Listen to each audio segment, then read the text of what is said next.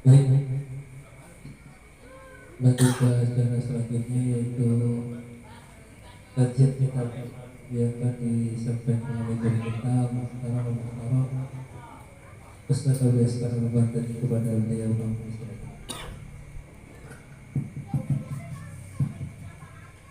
Allahumma salli wa sallim wa barik alaih ya Nabi salam alaika ya Rasul salam alaika ya Habib salam alaika salawatullah alaika ya Nabi salam alaika ya Rasul salam alaika ya Habib salam alaika salawatullah alaika Bapak Ibu sekalian ini malam pengajian pasang niat kita jalan menuju surga pilihan ya Nabi salam alaika ya Rasul salam alaika ya Habib salam alaika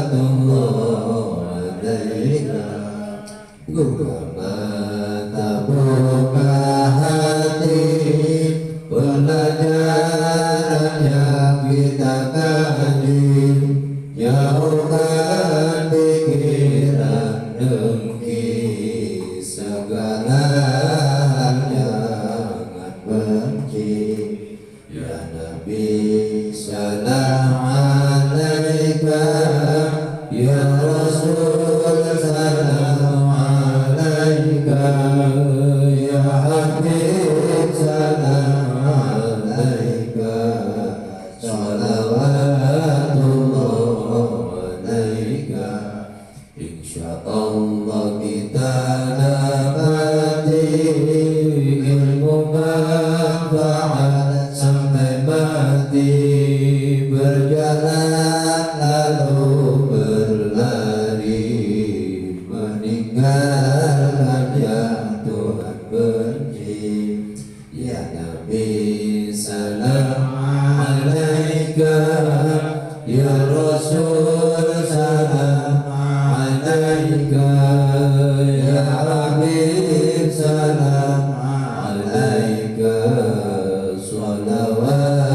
salawatullah alaika lari kembali berlari menuju ridha ilahi semoga Allah ridhai apa yang kita jalani ya Nabi salam alaika ya Rasul salam alaika ya Habib salam alaika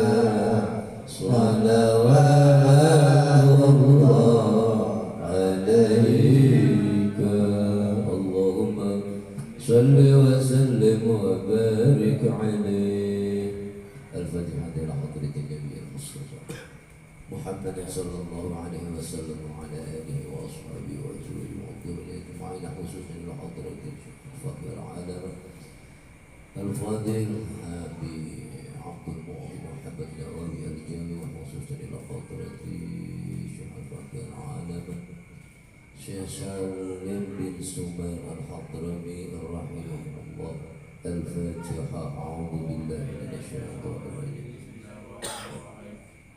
Bismillahirrahmanirrahim Alhamdulillahi rabbil alamin Ar-Rahmanirrahim Maliki yaumiddin Iyyaka na'budu wa iyyaka nasta'in ihdinas siratal mustaqim siratal ladzina an'amta 'alaihim ghairil maghdubi 'alaihim waladdallin Rabbi ighfir lana ولوالدينا آمين. بسم الله الرحمن الرحيم. السلام عليكم ورحمة الله وبركاته.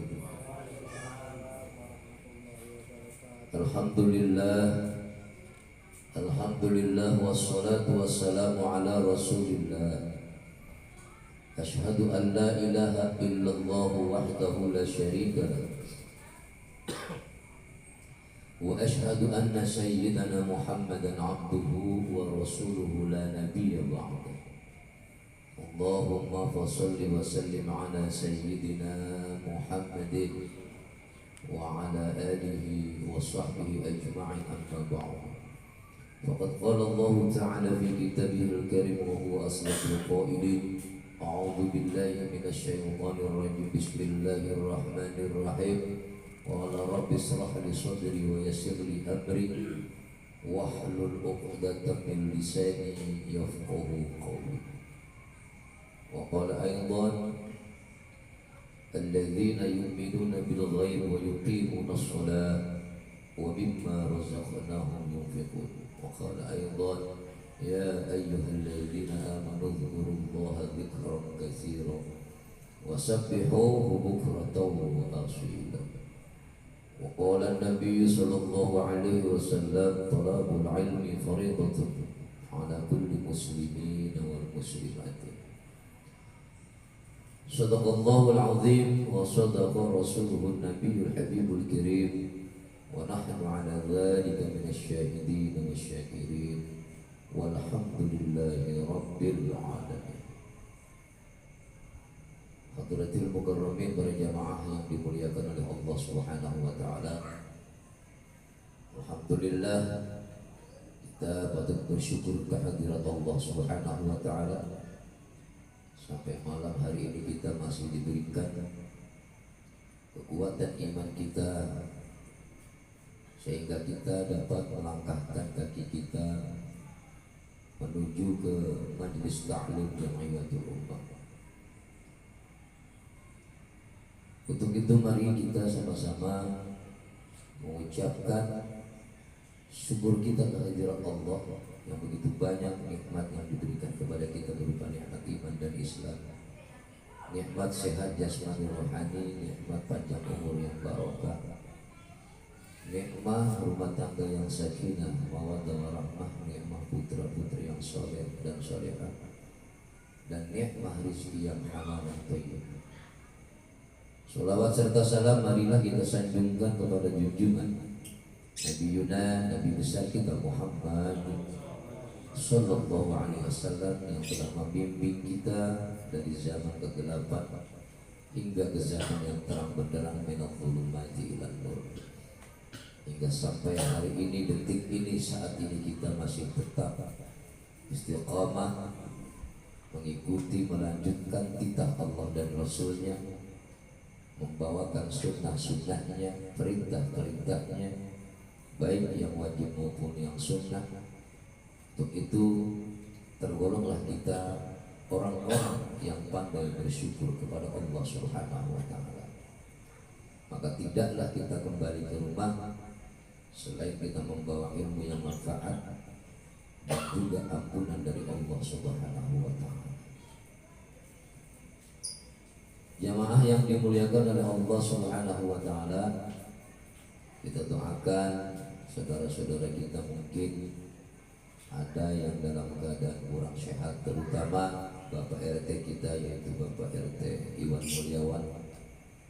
Dalam beberapa hari ini beliau dalam keadaan sakit. Maka patutlah kita doakan beliau agar Allah segerakan, Allah pulihkan dari sakitnya sehingga beliau bisa melaksanakan kegiatan-kegiatan kesehariannya, ibadah-ibadah kepada Allah Subhanahu wa taala hingga kesehatannya pulih dengan sempurna. Bil barakah al-Fatihah. A'udzu billahi minasyaitonir rajim. Bismillahirrahmanirrahim. Alhamdulillahi rabbil alamin. Ar-Rahmanir Rahim. Maliki yaumiddin. Iyyaka na'budu wa iyyaka nasta'in. Ihdinas siratal mustaqim. صراط الذين أنعمت عليهم غير المغضوب عليهم ولا الضالين رب اغفر لنا ولوالدينا آمين. قال المؤلف رحمه الله تعالى ونفعنا به وبعلومه في الدارين آمين آمين يا رب العالمين. Kita lanjutkan ta'lim kita pada fasal yaitu syaratnya sahnya salat. Bismillahirrahmanirrahim. Faslun utawi iki iku ana fasal suwiji syurutus salat utawi pira-pira syarat salat iku samaniyatun wulu toharatul hadasaini utawi kawitane syarat sah salat yaiku suci saking hadas loro wa toharatu anin najasati lan kapindhone syarat sah salat suci saking najis fis saubi ing dalem pakaian wal badani lan badan wal makani lan panggonan wa satrul aurati lan syarat sah salat kang kaping 3 yaiku nutupi aurat wastiqbalul qiblati lan syarat sah salat kang kaping 4 yaiku ngadep kiblat wa dukhulul waqti lan syarat sah salat kang kaping 5 yaiku mlebune waktu wal ilmu bi fardiyatiha lan syarat sah salat kang kaping 6 ngawruhi bi fardiyatiha kelawan kefarduane suci yaiku salat wa an la ya'taqida lan yen tak ora nekadaken fardhon ing fardune salat min furudiha sunnah kepartokaken ing sunnah kang kaping 8 wajtinabul mubtilati al hadasi lan kaping 8 ngadohaken saking kang ngebatalaken salat kang kaping 7 yaiku ora nekadaken fardu ing sunnah. Jadi syarat sahnya sholat itu ada 8. Yang pertama yaitu hadas, suci dari 2 hadas. Yang kedua suci daripada najis, baik najisnya itu yang berada di dalam pakaian, badan dan tempat. Yang ketiga yaitu menutup aurat. Yang keempat menghadap kiblat. Yang kelima masuknya waktu sholat. Dan yang keenam mengetahui fardu-fardunya sholat. Yang ketujuh tidak mengiktikadkan atau meyakinkan fardu ya, daripada yang sunnah. Dan yang kedelapan menjauhkan daripada yang membatalkan sholat. Perkara ini memang kadang kita anggap mudah, tapi faktanya banyak orang yang masih lupa, bahkan ada yang belum tahu. Karena beda antara syarat sahnya sholat ya, dan syarat wajibnya sholat. Kalau syarat sahnya sholat yaitu yang pertama adalah harus suci dari 2 hadas, tentunya yaitu hadas kecil dan hadas besar.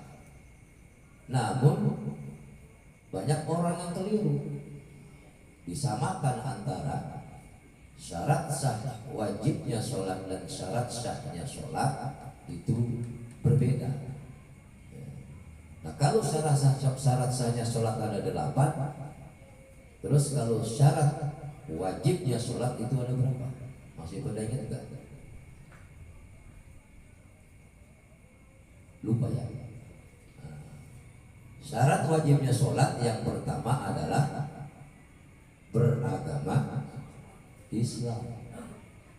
Yang kedua yaitu baligh. Yang ketiga akli, akil balik. Akil artinya orang yang berakal. Maka ketiga syarat ini bisa kita buktikan bahwasanya ya, kalau orang itu enggak mendirikan sholat berarti bukan orang, berarti bukan orang Islam. Kalau kita usia sudah balik, bahkan ada yang sudah usia 25, 35, 45, 55, ada yang sampai 65, nampak secara kasat mata nggak sholat, berarti bukan agama. Gampang kalau nyiriin orang Islam atau bukan. Yang kedua baligh. Kalau dia disamaratakan usia yang tadi diucapkan itu nggak sholat, berarti dia belum balik. Nggak balik-balik tuh orang, nggak balik-balik, nggak merasa dirinya balik. Sedangkan balik adalah sudah ditentukan di dalam fikih bahwa alamatul bulugh, tanda-tanda balik itu ada 15 tahun. Ada 3 macam, ada 15 tahun, ada yang 9 tahun bagi laki-laki dan perempuan jika mimpi, artinya mimpi basah. Ada juga khusus bagi perempuan ketika ia haid gitu.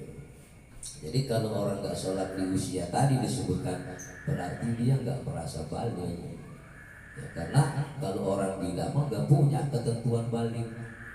Karena orang gila mah nggak wajib sholat, atau ketahuan mendingan gila aja daripada nggak sholat, nggak balik-balik, atau mending gila sekali. Yang ketiga ya akal. Berarti kalau orang yang disebutkan tadi usianya nggak mau sholat, ya otomatis berarti dia nggak punya akal. Ya bodoh ya, berarti gemblung. Singorot di akal berarti gemblung. Maka sholat mah kelihatan. Sholat itu ibadah yang tampak secara kasat mata. Berbeda dengan puasa, ya kan? Keluar dari rumah ngeludah, bulan puasa ya tetap aja puasa, padahal dia habis sarapan Indomie biasaan, itu puasa. Jadi kita bisa menipu diri sendiri, tapi Allah tidak bisa tertipu. Jadi puasa itu bisa nipu diri sendiri, bisa nipu orang lain. Berbeda. Maka sekarang adalah yang kita baca adalah syurutus sholat. Jadi syarat sahnya sholat itu ada 8 ya.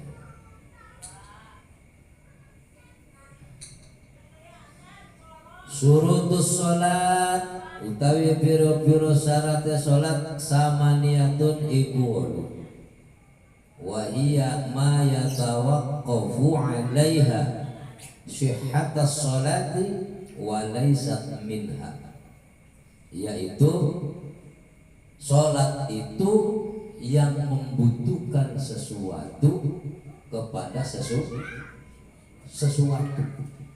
yang menyebabkan sahnya sholat, walaupun di antara syarat sahnya sholat yang 8 itu tidak ada di dalam sholat. Walaisat minha, walaupun yang ke-8 syarat tersebut tidak ada di dalam rukun sholat, maka membutuhkan syarat itu adalah suatu kewajiban. Bahwasanya barang siapa sholat yang tidak bersyarat satu saja, berarti sholatnya tidak sah. Contoh, kalau kita bikin KTP. Ya, bikin KTP otomatis harus ada surat penghantar dari Pak RT, dari Pak RW. Otomatis bisa dihantarkan ke kelurahan. Sampai kelurahan dicetak menjadilah KTP, kartu tanda penduduk. Nah, di KTP itu tidak ada tanda tangan RT, tidak ada tanda tangan RW, dan tidak ada tanda tangan lurah. Itu artinya syarat itu tidak termasuk ada di dalam syahnya itu KTP yang bisa kita buat sebagai bukti bahwa kita adalah salah satu seorang penduduk yang sudah ditentukan alamatnya. Ya, sholat juga begitu. Artinya kalau kita sholat yang 8 syarat itu tidak ada di dalam kaifiyah sholat.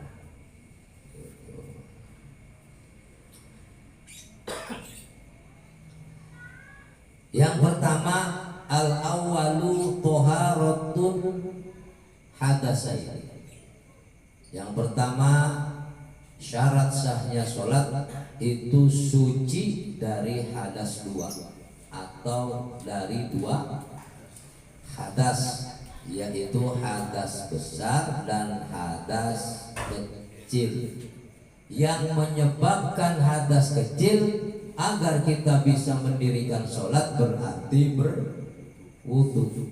Yang menyebabkan hadas besar agar kita bisa mendirikan sholat berarti harus mandi. Sekalipun memang kalau di antara kedua syarat tersebut tidak kita dapati, maka itu bisa kita lakukan dengan cara tayammum, yang minimal dengan cara sholat lihurmatil waktu.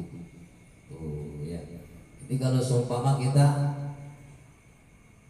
nggak punya hadas, baik hadas kecil maupun hadas besar, tapi kita tidak menemukan media, yaitu media untuk bersuci, baik air maupun tanah, debu, ya maka otomatis kita harus dengan cara lihormatil waktu. Tapi kalau masih ada debu, nggak ada air, berarti kita harus bertayammum.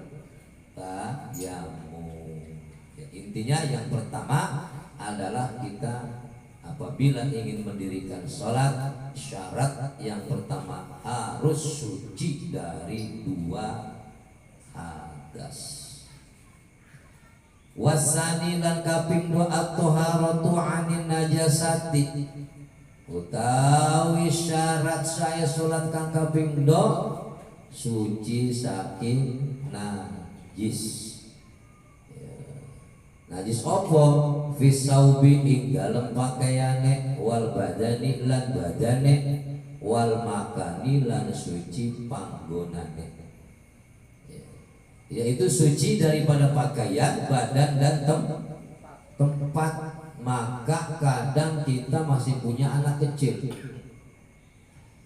2-3 tahun sampai 5 tahun, ya kalau 7 tahun mungkin udah paham gitu.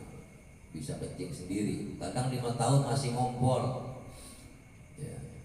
Kadang bukan ngompol, masih kencing di celana. Ya betul, pakai pampers. Kadang pampers juga tidak bisa menjamin. Kadang ada pampers yang murah, ada pampers yang mahal. Air masih rembes tembus ke celana anak kecil, sementara air kencing adalah najis.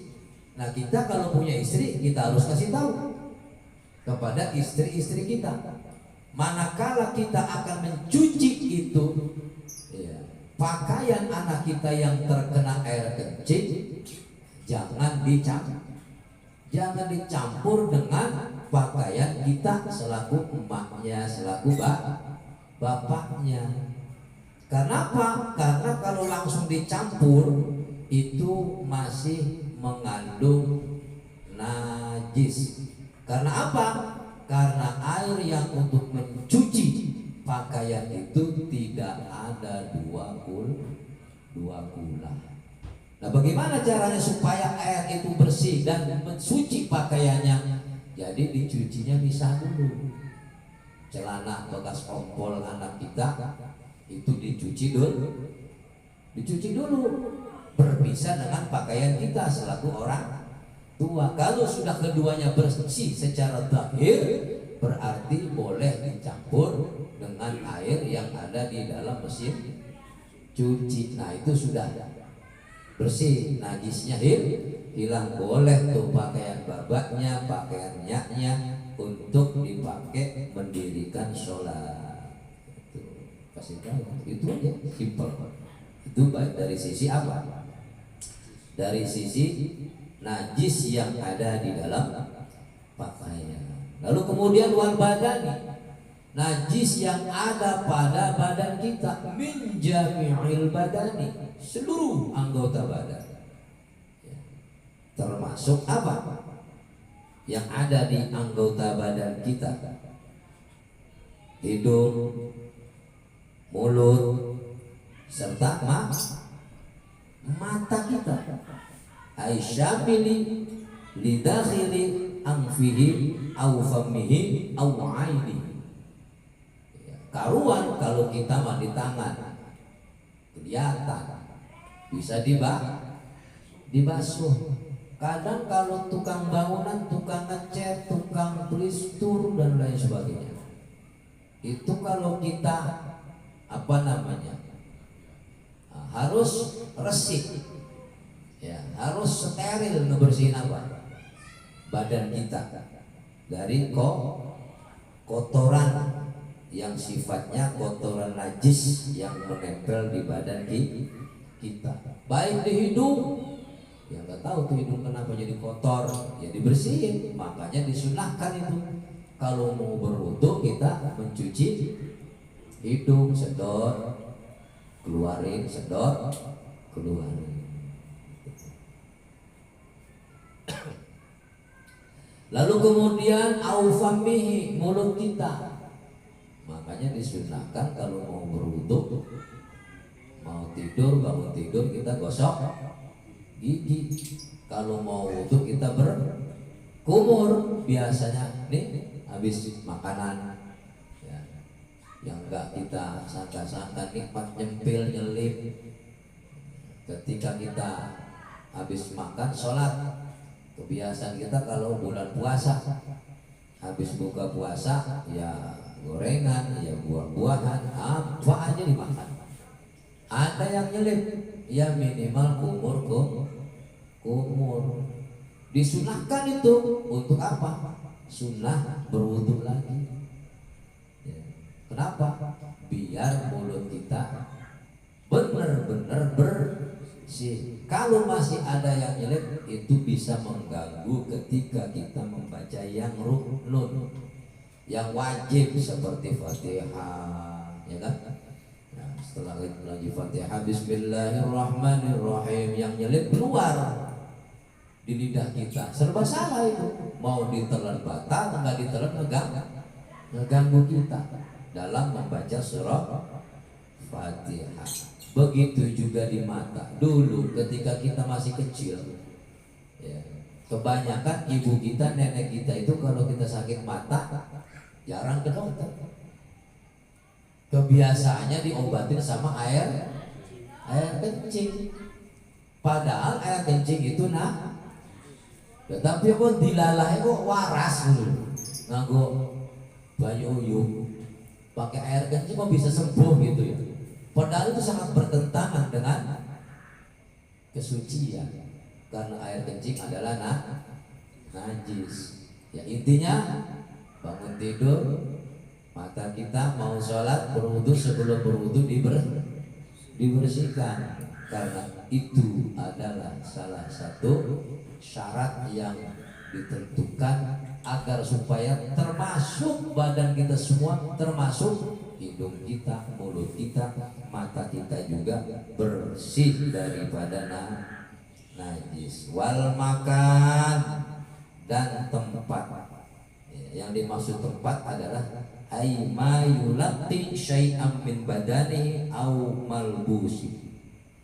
Jadi pakaian yang kita pakai maksudnya, ya, pakaian yang kita pakai itu harus bersih. Ya. Ketika kita sholat, pakaian kita itu, tempat kita itu seperti apa? Karpet, sajadah, ya kan? Di bawah karpet ini ada benda najis.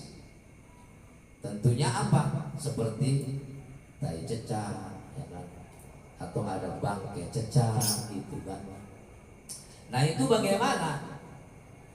Kalau tidak berhubungan dan tidak menyentuh dengan badan kita, maka tidak menjadi masalah dan sah sholatnya. Karena itu bukan di tempatnya tapi di wilayah tempatnya.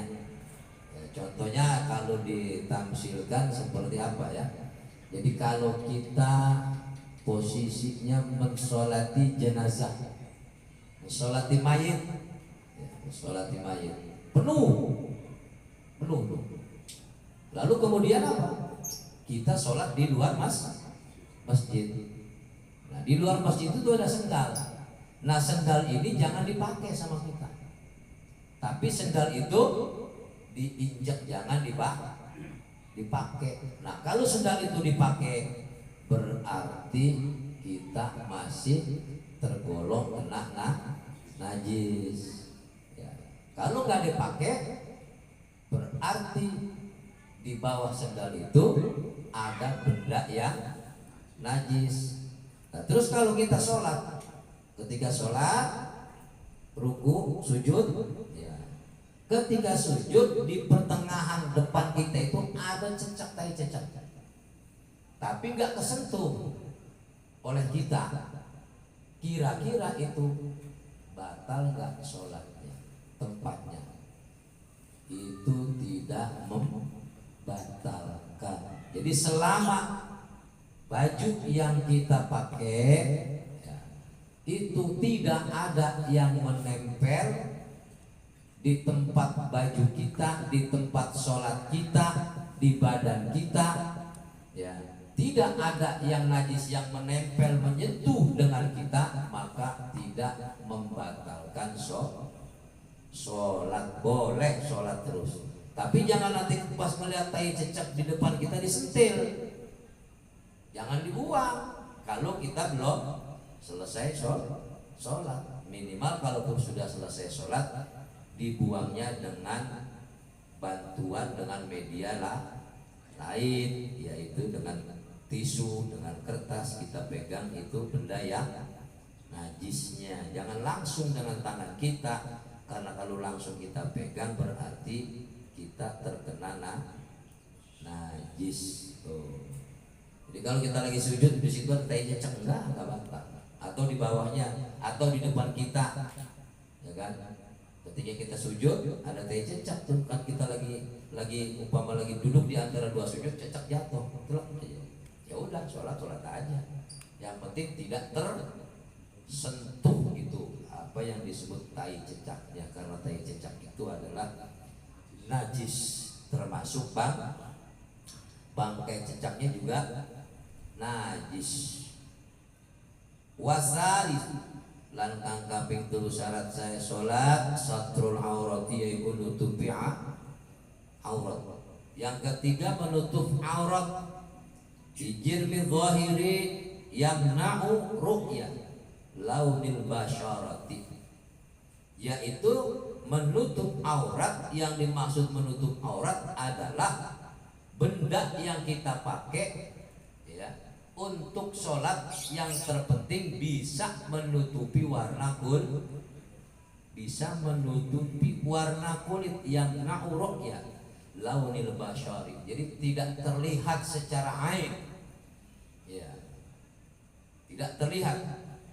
Artinya media yang kita pakai, baik celana, baju ya, bisa menutupi kulit, itu sah untuk dipakai mendirikan sholat. Udah zaman dulu kita, kata orang tua dulu zaman peperangan, itu kadang-kadang karung karet zaman dulu, pakaian udah kotor semua, yang penting itu karung karetnya suci, bisa untuk menutupi warna kulit, boleh buat sholat. Kalau sekarang mah mantel lah, seumpama kita hujan-hujanan nih, udah waktu sholat, ya kan, udah mau akhir lagi waktunya, udah cari tempat sepi aja, ya kan, pakai mantel. Untuk apa? Sholat, untuk menutupi sholat, gitu. Untuk menutupi auratnya supaya tidak nampak dan bisa tertutup warna kulit kita. Nah, bagaimana kalau kebanyakan kalau bapak-bapak itu kan kalau sholat pakai apa tuh? Pakai celana panjang.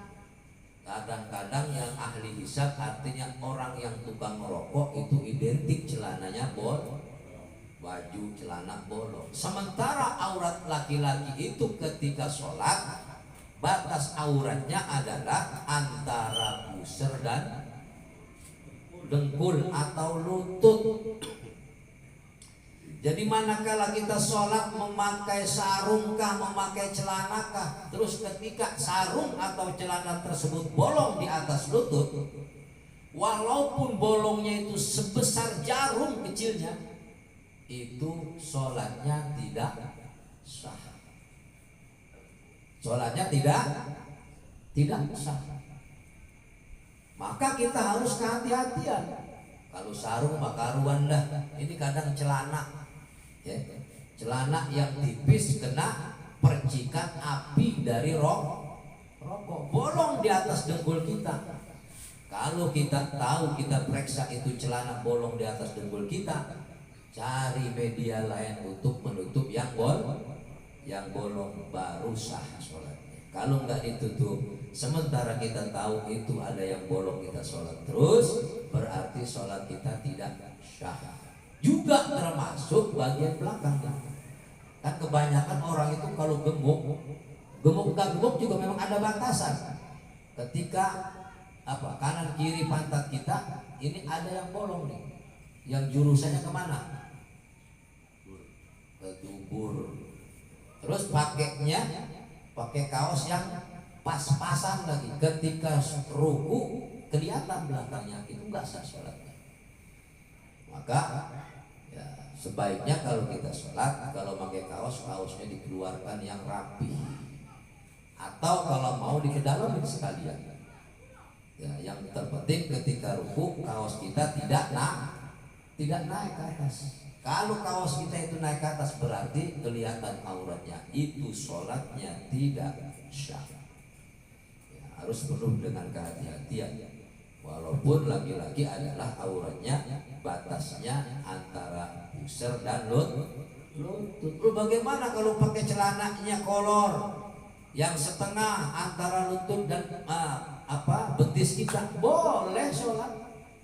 Terus sholat gak pakai baju, boleh sholat. Tapi jangan nanya sopan atau tidak. Boleh kalau memang dalam keadaan darurat. Ya, kalau kita udah merdeka, ya mana mungkin sih namanya sholat gak pakai baju. Tapi bisa saja terjadi ketika kita kemana-mana baju kotor semua, satu pun gak ada yang bersih selain kolor, berarti sholatnya gak pakai baju. Bagaimana? Sah, yang terpenting tertutup dengkul dan pusarnya dan arah-arah belakang punggung kita itu rapi. Ya, itu boleh sholat kalau memang dalam keadaan darurat. Berbeda dengan perempuan. Kalau perempuan mah auratnya seluruh anggota tubuhnya, seluruh badannya kecuali dua, yaitu wajah dan telapak tangannya. Kalaupun seumpama ketika sholat ya terlihat itu kakinya nggak banyak, jempolnya dok gitu yang kelihatan. Nah itu kalau nggak buru-buru ditutup, sholatnya kagak sah. maka kasih tahu sama istri kita kalau pakai mukena yang rada panjang, yang rada panjang. Bila perlu mukena itu ditaruhnya di atas payung darah sampai ke bawah, gitu. Jangan di bawah dada, dirapihin semua, iya, dipanjangin ke bawah biar ngengser, biar gak kelihatan kakinya. Kadang ketika sujud itu nampak kakinya, terus tangan ini ya. Kalau sampai kelihatan ini apa namanya lengan tangan ini, itu batal sholatnya, nggak sah. Jadi sholatnya sia-sia ya. Kasih tahu tuh sama bini-bini kita. Yang keempat, warabi'u istiqbalul qiblati, yaitu menghadap kiblat. Ya, ini banyak orang yang kadang ketika kita kemana-mana bingung tentang kiblat. Ya, dari sini pergi ke Bandung, kebiasaan kita memang ada kiblat ke sono. Pas nyampe sono kok aneh ya, kayaknya ke sini bukan kiblat, kiblatnya ke sono, gitu ya. Padahal memang itu kiblat. Gitu. Apa sih? Kenapa kita harus penuh dengan kehati-hatian harus menghadap kiblat?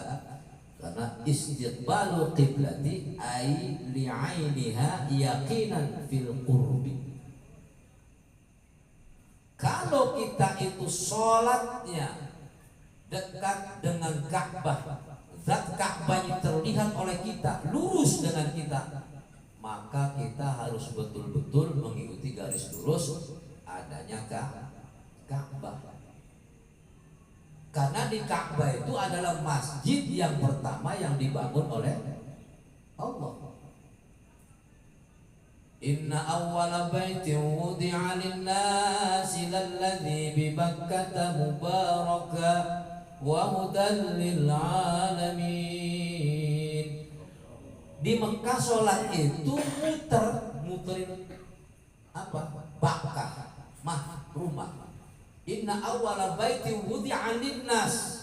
Jadi sesungguhnya Allah membangun rumah ibadah yang pertama untuk manusia itu adanya di Bakkah. Bakkah itu Mekah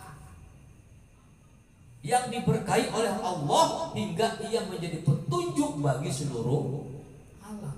Makanya kalau di Mekah mah lurus garisnya ke zat Mekahnya kita sholat harus melihat Ka'bah. Nah, bagaimana masalahnya kalau kita ada yang antara Mekah itu di Madinah, di Makkatul Mukarramah, dengan kita yang ada di Indonesia? Kalau kita harus tepat dengan jurus ke Ka'bah, ke kiblat itu sulit.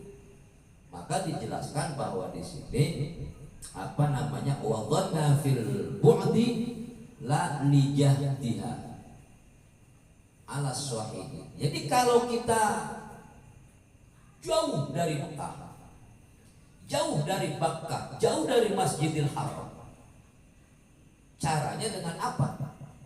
Dengan dhanni, dugaan bahwa kita adalah menghadap kiblat. Kan banyak di pinggir-pinggir jalan masjid yang kita masuk, ketika masuk ke dalam ini masjid mencong gitu. Karena apa? Karena mereka pikir ketika dibangun pakai pedoman itu apa namanya? Kompas itu harus ke sana. Jadi dibangunnya miring. Yang entah itu benar atau tidak, yang terpenting kita adalah dhanni. Artinya yakin bahwa kita sholat menghadap ke kiblat. Kalau kita harus betul-betul menghadap kiblat, jangankan Masjid At-Taqwa, Istiqlal saja yang lebarnya itu kurang lebih 100, sementara di Bakkah, di Mekah itu Masjidil Haram, Ka'bah itu lebarnya 10 meter. Nah, kalau kita 100 meter itu satu soft sholat di Istiqlal itu, kalau mau ngambil zat Ka'bahnya lurus tarik benangnya nggak dapat. Paling yang dapat imam di antara 10 baris di samping kanan kirinya imam, maka dibutuhkan dhanni. yaitu sangka yang baik bahwa kita sholat adalah menghadap kiblat. Ini sahih. Jadi tidak bisa diganggu gugat. Kalau kiai-kiai zaman dulu mah dia punya zonnya itu tepat. Ya, kalau kiai sekarang udah zonnya udah zon modern dengan kompas. Bahkan kita juga mengikuti arah kiblat itu di kompas. Nah kemarin saya kunjungan ke travel, kiblatnya itu pas di pintunya orang masuk kiblat itu. Nah ini seharusnya yang punya kantor segera dirubah. Pas pintu kok kita ngadepnya kiblat, pas imam lagi. Tuh. Itu berarti ngikutin kompas. Kalau mau tuh ditutup tuh pintu, ganti sebelahnya dibobok, kan begitu. Kalau memang itu betul-betul secara dhon menghadap kiblat. Wa dzalika bisadri la bil wajhi fi haqqil qa'imi awil qa'idi waqtal qiyami wal qu'udi amma fir ruku'i was sujudi fa ma'dhamal badani. Apa sih yang harus betul-betul menghadap kiblat? Yaitu bisadri, dengan dada kita. Walaupun kita menghadap kiblat, mata kita masih boleh iltifat ke kanan ke kiri walaupun makruh. Bahkan muka kita ketika ada orang lewat, antara mata dan wajah kita masih iltifat, nengok. Itu makruh. Tapi ketika dada dalam posisi kita keadaan berdiri, duduk, nggak boleh dada kita nggak menghadap kiblat, harus lurus menghadap kiblat sesuai dengan zatnya atau zonnya. Ya, kalau di Mekah zatnya Ka'bahnya kelihatan. Kalau kita di sini dengan zon menghadap kiblat. Contoh kalau kita mah kurus enak ketika duduk apa? Duduk tawarruk tahiyat akhir. Kalau yang kurus enak. Tapi kalau orang yang gemuk, ini ke sini badannya ke soal, enggak sah itu sholatnya. Satu-satunya jalan biar dada kita menghadap kiblat, kita atur posisi tawarruk kita. Kalau memang yang menyulitkan dada kita menghadap kiblat, berarti kita harus rubah minimal jempolnya aja. Atau kalau nggak bisa sama sekali boleh. Karena apa? Karena darurat yang terpenting adalah dada yang menghadap kiblat. Boleh kaki kita diselonjorkan ke belakang. Lalu kita orang gemuk itu jangankan duduk iftiros, ya kan? Sulit itu duduk. Nah, tapi di sini ditekankan bahwa untuk zon menghadap kiblat atau zat menghadap kiblat itu harus dadanya lurus menghadap baik dalam posisi berdiri maupun dalam keadaan qu'ud, yaitu duduk. Amma fir ruku'i was sujudi, juga termasuk ketika kita ruku. Nah, ruku itu begini nih. Ya, ruku. Ini ruku nih. Kebanyakan orang kalau habis sholat Jumat kan habis pada dengar khotib tuh. Bangun sholat. Nah, ruku begini nih, kadang begini, begitu ya kan? Enggak boleh. Jadi tetap harus lurus ini punggung kita ke kiri. Dikit aja kita rubah, itu sholat kita jadi tidak sah. Nah, awas. Nah, baik dalam keadaan ruku maupun dalam keadaan sujud makaruan. Jadi dalam keadaan sujud itu dada sudah tidak berfungsi lagi, tapi yang berfungsi adalah punggung. Harus menghadap kiblat itu. Jangan kanan kiri digoyang-goyang, hingga sholat kita jadi tidak sah. Nah, bagaimana kalau seumpama kita sholatnya berbaring miring? Berbaring miring itu cukup yang menghadap kiblat adalah wajahnya. Wajah. Jadi miring nih kita nih sholat. Ya. Yang terpenting wajahnya, karena posisi miring itu kadang sangat menyulitkan. Ya. Atau dalam keadaan terlentang, Jadi kaki madep ke kulon, pala ada di wetan, dinaikin palanya dikit. Pakai bantal biar kepalanya bisa melihat ke kiblat gitu ya. Tapi ini jarang terjadi dan jarang orang yang tahu. Kalau sudah tahu, kalau kita dalam keadaan sakit, kalau terlentang atau tengkurap ya. Tapi jaranglah orang tengkurap, paling terlentang, palanya madepnya ke sono, kakinya madep kiblat, kasih bantal biar kita bisa wajahnya menghadap ke kiblat. Itu insya Allah jarang terjadi. Insya Allah itu jarang terjadi. Udah berapa tadi? 4 ya. 4. Wal khamis lan syarat sah salat kang kaping 5 dukhulul waqti, yaitu masuknya waktu. Kalau kata orang Jawanya melepuhnya waktu sholat ay ma'rifatu dukhulihi yakinan au dhanna. Itu tadi yang tahu waktu tepatnya sholat adalah merbot yang ngurusin masjid. Dia mau udah ada ini apa setel waktunya, ini waktu sholat zuhur, ini asar, ini diketahui dari apa? Dari waktu sholat itu. Yang nggak tahu, yaitu dengan zon. Orang yang dengan zon itu orang yang memang ketika ia ada di mana-mana, ada di laut, ada di hutan yang sudah tidak lagi bisa terlihat matahari, di lautan yang sudah tidak melihat arah-arah kiblat, berarti harus dengan zon, dengan prasangka bahwa ini adalah sudah dohor.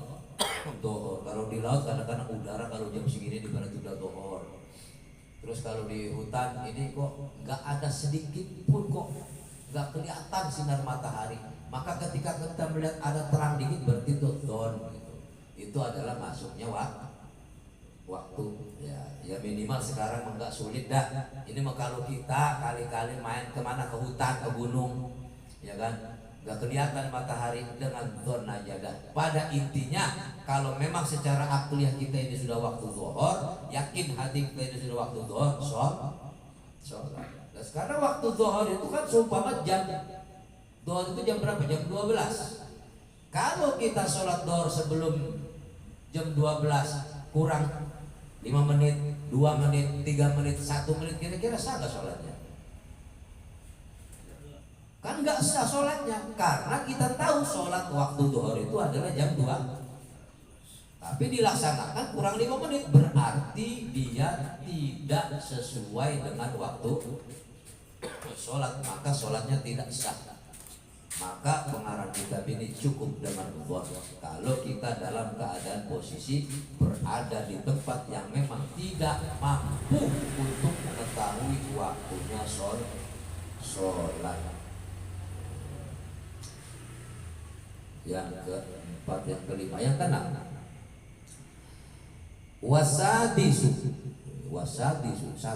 sadis ini bukan serem, ini nomor 6. Wasadisu al-ilmu bifardiyatiha, utawi syarat sahih salat kang kaping 6 ngwaruhi ing fardune salat. Ya, tahu sendiri kalau fardu salat. Zuhur salat asar, maghrib, isya, subuh, itu fardu termasuk di dalam rukun-rukunnya sholat. Dari apa? Niat takbiratul ihram sampai ke salam, itu ada rukun dan sunnahnya. Maka kita perlu wajib mengetahui fardunya sholat. Baca Fatihah fardu apa sunnah? Fardu, termasuk dalam bacaannya harus diperbaiki fasihah bacaannya. Maka ketika kita tahu fardunya apa, rukunnya sholat itu Fatihah, tapi bacanya sekarepe dhewe, yo ojo mentang-mentang iso maca Fatihah tapi nek masih oke salah ya termasuk tasdid apa made ya, ikhfa nih enggak fasih ya sholatnya bubar. Makanya ditekankan Rasul itu supaya kita belajar baca Quran ya. Jangan merasa kita udah bisa ya. Memang kadang-kadang orang kalau udah merasa bisa malas belajar nah, apalagi yang ngajarin menurut dirinya belum bisa itu ngajarinya, jadi dia lebih malas belajar lebih malas belajar. Terus orang belajar itu menuntut ilmu itu jangan disangkut pautan dengan umurin dunia, dengan perkara-kara dunia, jangan disangkut pautan dengan akhirat. Boleh ada masalah dunia tapi akhirat tetap berjalan. Mau perkara dunianya bertentangan dengan seseorang, dengan sesama manusia, itu berbeda. Kalau urusan ibadah ya itu ibadah. Jangan nanti punya masalah perkara merasa dirinya merasa bersalah, merasa sakit hati dengan orang, dia tinggalin taklim, dia tinggalin ngaji, padahal orang itu nggak tahu apa-apa. Jadi jangan dicampur. Jadi wajib kita belajar ya, menduduki majelis taklim. Maka harus don, batinnya harus donnya baik sangka gitu, husnudzon bi khalqillah. Ini kadang-kadang dari medsos aja bisa jadi salah orang, apalagi di grup. Iya. Padahal itu ngomong yang sebenarnya bukan singgung menyinggung. Kadang-kadang masih zonnya itu buruk sangka itu luar biasa. Hingga kadang itu menyalahkan. Akhirnya apa? Pembunuhan karakter terjadi di situ. Sampai orang yang nggak bisa ngomong aja ngerti gitu. Jadi benci sama orang. Ini pendidikan yang begini nggak boleh yang ada di masyarakat. Masyarakat masih tenang, semua nggak ada masalah. Insya Allah kalau kita semuanya baik ya baik. Ya, maka jangan sampai terjadi zona merah. Ya, mana lawan, mana teman. Jadi berbahaya. Perbaiki kita semua. Terutama apa? Ya, perilaku kita, hati kita selalu berburuk sangka kepada sesama manusia. Kalau nanti kita berburuk sangka dengan manusia, urusan dunia jadi sangkut pautan dengan akhirat. Ya. Itu yang keberapa tuh nomornya tadi? 6. Yang ke-6. Nah, terus yang ke-7. Tadi yang ke-6 yang ke-7.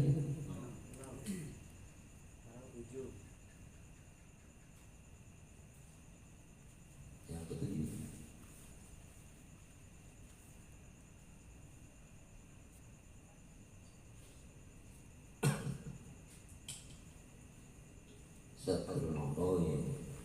Yang ke-7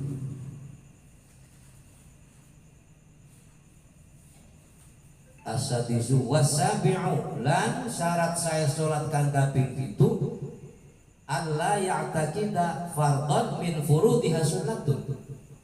Ya, jadi rukun sholat yang ke-7 jangan sampai kita meyakini mengiktikadkan kefarduan sholat dari fardunya sholat itu menjadi yakin menjadi sunnah.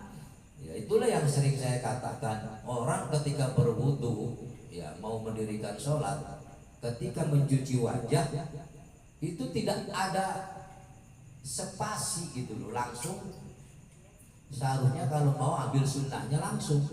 Ini kadang habis cuci muka dia berhenti cuci mukanya, dia cuci telinga. Bagaimana mau sah sholatnya? Batal wudunya juga nggak sah. Jadi sholat itu kan fardu wudu itu ada berapa? Furudul wudu tatun. Fardune wudu itu ono perkara siji niat, basuh rai muka, ngubah tangan loro karo sikune tangan loro, ya kan? Terus basuh sebagian kepala, terus ngubah sikil loro karo kemiren loro. Artinya apa? Mata kaki, kedua kaki kita itu yang dibasuh. Nggak ada telinga. Nyuci telinga itu hukumnya sunnah. Boleh dicuci, boleh juga kagak. Cuman artinya kalau kita nggak ambil sunnah nggak dapat nggak dapat pahala. Begitu. Jadi habis niat itu cuci muka, ambil sunnahnya langsung, karena tuh dari sini nih sampai pentil nih. Wudhu itu mencuci apa? Mencuci wajah. Wajibnya cuma 1 kali. Yang kedua, yang ketiga bukan sunnah, bukan sunnah. Yang kedua, yang ketiga itu bukan sunnah. Itu mah lebih utama 3 kali. Sunnah-sunnahnya ya lain, itu telinga sunnah, ini termasuk membersihkan kuku-kuku, ini semua sunnah. Itu. Jadi jangan nanti ketika baca Fatihah dianggap sunnah. Sampai apa? Males belajar, dianggap sunnah kok. Yang penting baca Fatihah. Ya kan? Padahal Fatihah itu rukun. Yang memang ketika kita membaca Fatihahnya salah, maka batalat sholatu, batal sholate. Ya. Makanya mulanya kudu ngati-ngati nih. Mau ngejer ya wong sholat, yang orang ngerti sholat ya latuk balu, nggak diterima sholatnya. Wajib belajarnya. Nah, perkara ibadah bisa diterima, artinya salahnya kita dalam melaksanakan kaifiyah sholat itu sambil ngaji, sambil belajar. Sah. Kenapa? Udah belajar tapi gak bisa-bisa. Kenapa? Karena belajarnya wajib, bisanya orang wajib. Mulanya nek wis ngajine males, sholatnya jarang. Sekali sholat rame ya pas popo dino lebaran kosong. Mau coba Fatihah berantakan. Wis kaya ngono dadi imam meneh repot kabeh wis berantakan. Nah, intinya jangan mengiktikadkan yang wajib menjadi sunnah. Maka perlu tahu rukun sholat. Kemarin sudah dikaji, rukun sholat yang 17 terakhir adalah salam. Dari apa? Niat, takbir, berdiri, baca Fatihah, rukun, tumanina, i'tidal, tumanina, Allah, sujud, tumanina, duduk, tumanina, duduk akhir, tahiyat akhir, sholawat Nabi, tertib mu'alaf, baca salam yang pertama. Kalau bahasa Jawanya niat, takbir, ngadeg, moco Fatihah, ruku, tumanina, i'tidal, tumanina, Allah, sujud, tumanina, lungguh, tumanina, lungguh akhir, tahiyat akhir, sholawat Nabi, tertib mu'alaf, awe salam ing. Nah itu rukun sholat 17. Dari niat takbir berdiri sampai salam ada rukun, ada sunnah, ada sunnah hayat, ada sunnah ab'ad. Kudu tahu mana sunnah hayat, mana sunnah ab'ad, mana rukun. Rukun itu ada rukun qauli, ada rukun fi'li, ada rukun qalbi. Nah kalau kita sholat yang 3 rukun aja nggak tahu, ya sholat opo? Wis mau coba Fatihah berantakan, rukun sing 3 orang ngerti yo bablas angine. Sholatnya orang dadi. Yo sholatnya dadi tapi pahalanya orang etok. Pahalanya kagak dapat. Yang terakhir yaitu menjauhi apa namanya? Yang ke-8 wasamu ijtinabul mubtilati, menjauhkan dari hal-hal yang membatalkan sholat. Seperti apa? Rukun yang pendek dipan. Ketika ruku itu kita baca apa? Subhana rabbiyal azim wa bihamdihi. Minimal paling sedikit 1. Lumrahnya telung ambalenan. Oke 11 ambalen. Banyak-banyaknya 11 kali. Minimal sedikitnya paling biasanya lumrahnya ghalibnya 3 kali. Kalau memang kurang puas, tapi laksanakan yang 11 sholatnya sendiri. Kalau jadi imam jangan macam-macam. Jadi imam baca subhana rabbiyal azim wa bihamdihi 11. bubar. Ujung-ujungnya yang di belakang ngeliatin pantat pantat imam, bubar sholatnya. Udah yang biasa-biasa aja. Kalau sholat sendiri boleh, silakan membaca 1, 3, dan 11. Begitu juga i'tidal. Bacaan i'tidal sudah jelas, sami Allahu liman hamidah, rabbana lakal hamdu mil'us samawati wa mil'ul ardi wa mil'u ma syi'ta min syai'in ba'd. Udah jangan ditambah lagi. Allahu akbar langsung sujud. Jadi rukun itu ada rukun yang pendek, ada rukun yang panjang, harus tahu. Jauhkan dari yang membatalkan sholat. Banyak batal sholat mah.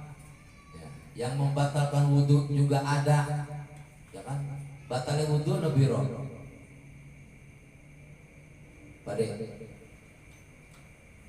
Batal wudhu ada apa? Yang pertama, metu seko dalan loro, yaitu dalan Arab karo dalan buri. Wis biasalah, ngertilah batal salat ya. Sing penting apa? Sing penting jujur. Mentang-mentang dadi imam yo ngandelno isin ngentut ora krungu karo makmume, ces ngono iki. Terus wae dadi imam. Sing duraka sapa? Maka kita harus yakin, ainul yakin, hakul yakin bahwa sholat itu ada sah, ada batal. Manakala kita batal, resikonya jadi imam itu masya Allah doraka. Ya. Ini mah mentang-mentang kita daripada gua malu, betul gua terus aja lah. Bodoh amat masa urusan doraka mah. Ya begini nih. Kan begitu. Jadi kalau kentut walaupun nggak kedengeran, kita tahu diri. Langsung kaki kiri kita ke kiri, mundur, kasih apa-apa yang di belakang jadi imam, jadi maju. Itu juga harus punya prakteknya, punya ilmunya bagaimana kita menggantikan jadi imam. Jangan imam langsung busuk bisa keluar, ya bingung makmumnya, bingung. Makanya jadi imam itu berat, jadi pemimpin itu berat, kudu ngerti ilmunya. Jadi pemimpin, jadi imam, kalau nggak paham jangan jadi imam. Daripada mundur kalau nggak jadi imam, kalau nggak ngerti ilmu imam, ilmu pemimpin sholat, nggak ngerti jangan jadi imam. Mau pemimpin apa aja, negara kayak apa? Kalau nggak ngerti buat apa kita bakal merusak diri nantinya, jangan. Terutama yaitu sholat. Mudah-mudahan kajian kita malam hari ini bisa dipahami ya, untuk kita laksanakan bahwa syarat sahnya sholat ada 8. Dari apa? 2 atas sampai terakhir menjauhi batalnya sholat. Mohon maaf lahir batin apabila ada kekurangan, salah hilang dalam ucapan, dalam perilaku, mohon dimaafkan yang seluas-luasnya. Assalamualaikum warahmatullahi wabarakatuh.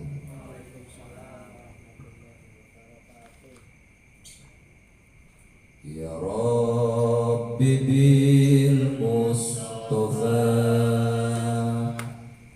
balligh maqasidana waghfir lana ma madha ya wasi'al karami ya Rabbi bil Mustafa balligh maqasidana waghfir lana ma madha ya wasi'al karami ya Rabbi bil Mustafa balligh maqasidana waghfir lana